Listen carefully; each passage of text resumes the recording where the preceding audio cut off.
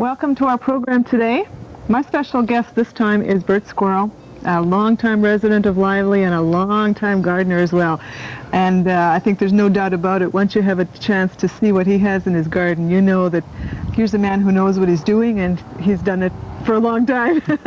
Yes, thank you. This is quite an impressive garden, Bert. It's like a little world of its own.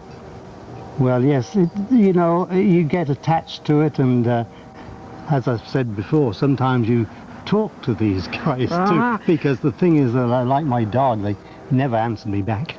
Good. Well, when they start answering you back, then it's time that you have to call in some help. Yeah, that's for sure. I want to talk in a little while about the way the yard is structured, because I'm really fascinated with the way that you've broken things into little segments. But before we get moving on that, we have a wall in the back that you have done some nice things with. Well, yes. Originally, this was a bank, and it was just grass, and it was a bank, and I dug the bank down, and then I put in this wall.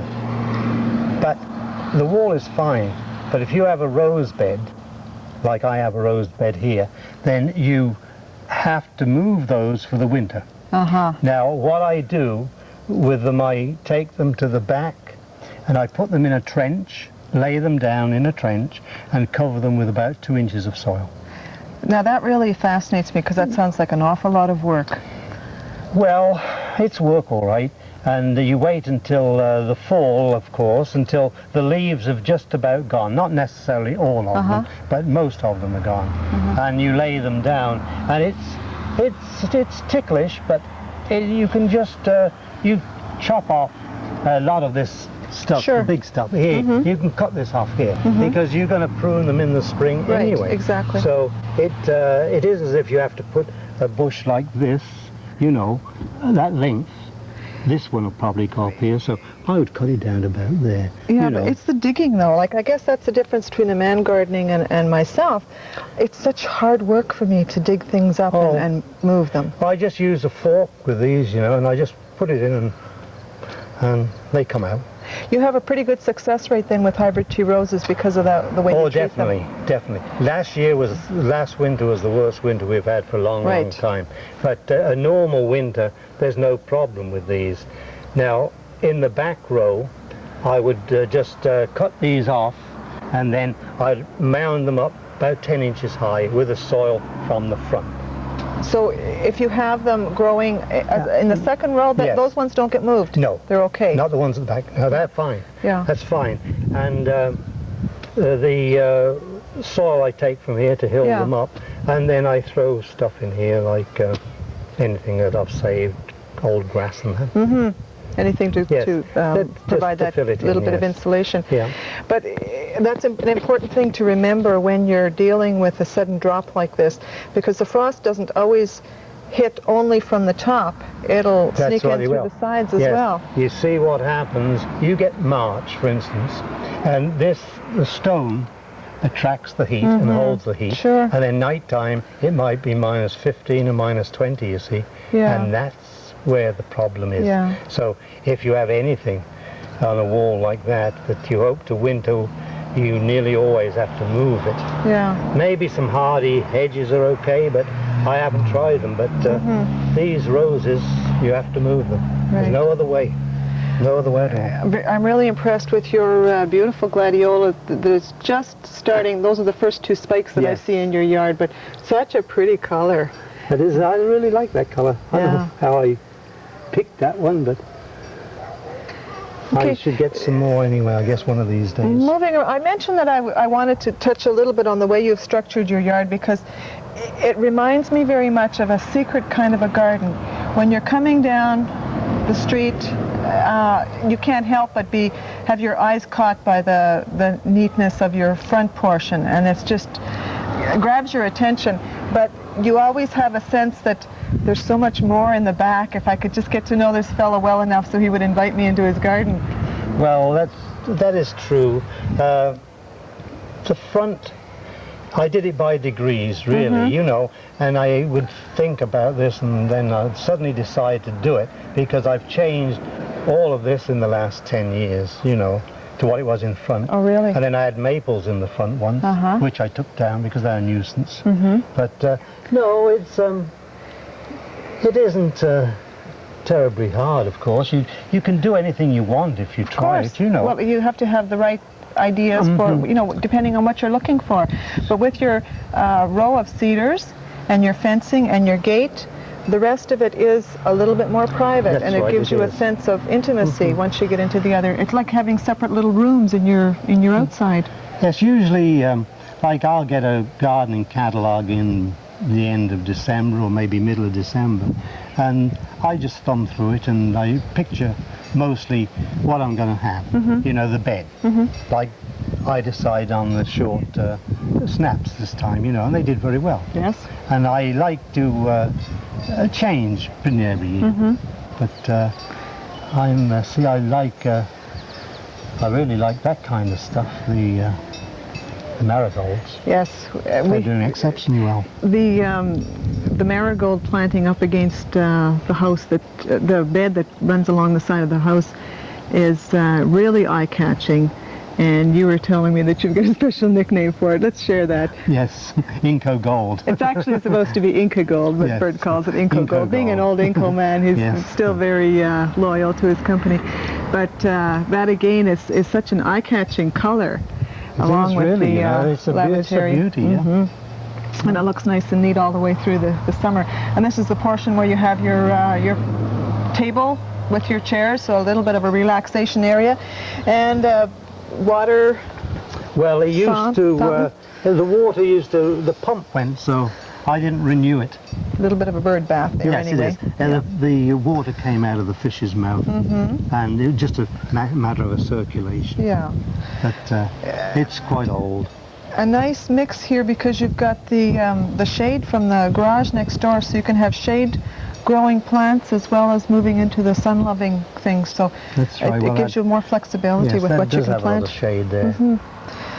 An awful lot of English daisies as a border plant. Yes, they're a very nice daisy. Well, what happens really, they're very early, and they're flowering in April, and that's when the blooms are the largest. Yes. They have nice large blooms, but I let them go through the summer and I don't take off the seed pods enough, you know. And I split some of them and use them for next year. But they'll all be dug out. But that's part of good planning too, to have things that'll grow as early in the spring as possible to spread out that color. It's a challenge trying to synchronize everything together. Yeah, they look a mess now, but they're really great in the spring. Really great. They're large flowers, and of course they've all compact themselves now, because when you first put them in, you allow 6 or 7 inches between each one. Right. They just spread. You've got such a good green thumb that everything grows like crazy. It's lucky sometimes. Good showing of Sweet Williams at this time of the year with the various red to pink and salmon colored shades leading into white as well. It's very nice. Very, very nice. And hostas, you're a hosta lover as well. Well, I have the 3 colors. There's the one in the front. It's actually a variegated one. That one is just about finished. This one is just coming into being. And there's the one over there is a white, and that is scented. Oh, okay. And that is very nice. But I broke it up. It's quite a lot. See, all those young ones in the front there, they're white, and quite easy to break these things up, you know. I also like the way you've incorporated your houseplants into your border here. Well, yes. I didn't want to put in there, tell you the truth. I ran out of stuff, and so I thought, well, I'll stick those in. They're doing all right. Yeah, and they're just the runners from Spider Plant. Yes. Or Trader Scantia. Yeah. And it's amazing, because I put one in there with no roots at all, and I just kept it watered, and it took. It's not complaining in the slightest bit. No. They're doing quite well. Well, it's just something. That's what I do. I stick stuff in, and people say, oh, Fancy having that in there, but I'll put it in anyway. Why not? Yeah. We're going to move into the next room in Bert Squirrel's backyard, and that means that we have to take a short break, and we hope that you'll join us in a minute when we wander through the other portion. Close your books, class. You have 20 minutes to complete this test. You may begin. Well, everybody has got to choose. Baby, baby, baby, baby. And with your choices, you win or lose. So be strong, keep singing this song. Doing what's right is never wrong. What's the capital of North Dakota? So be strong, keep singing this song. Doing what's right is never wrong. So be strong, keep singing this song. Doing what's right is never wrong. From the Church of Jesus Christ of Latter-day Saints. Okay, we're now in the deeper portion of the garden, in the backmost part, and I find it again interesting that some of these things happen because of some external reason, and the fence, of course, here is what designates this as a separate area.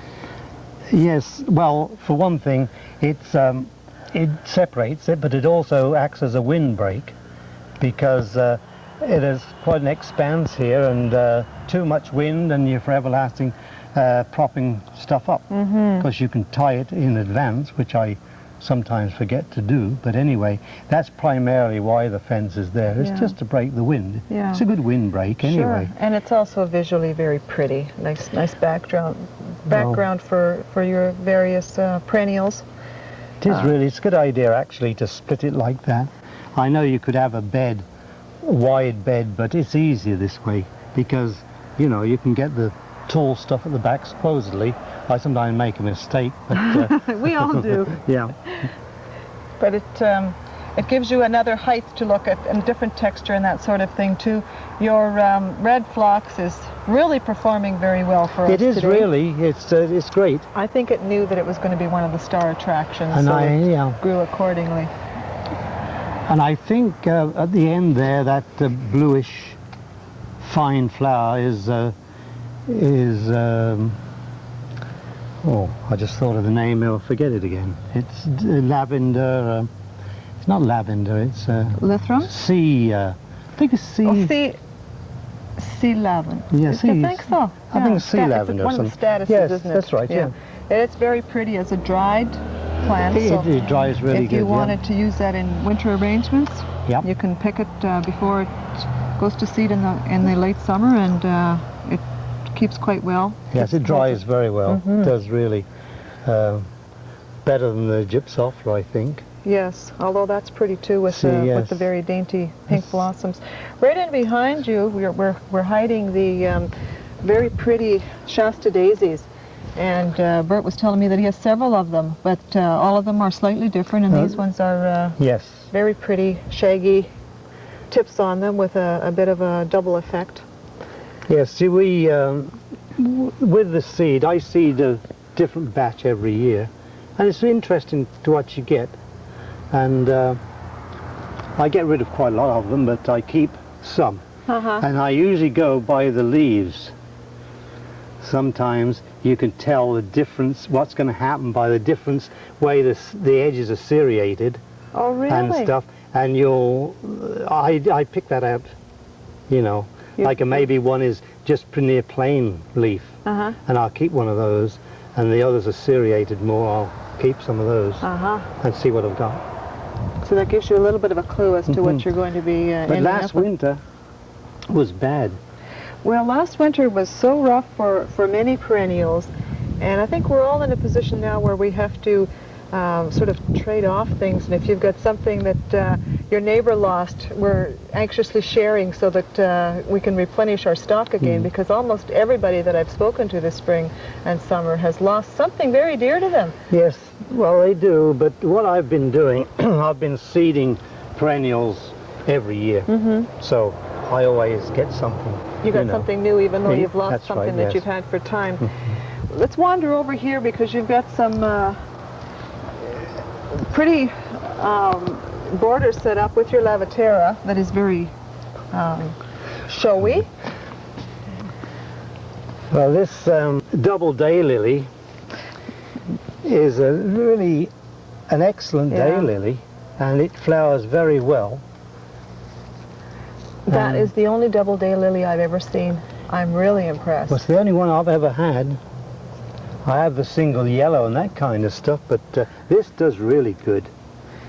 And it's a pretty, pretty shade. It's not overly intense, so it doesn't scream out at your for attention. But it also is strong enough colored that it does let you know that it's there. That's right. Yes, and these are very much the same again, I think.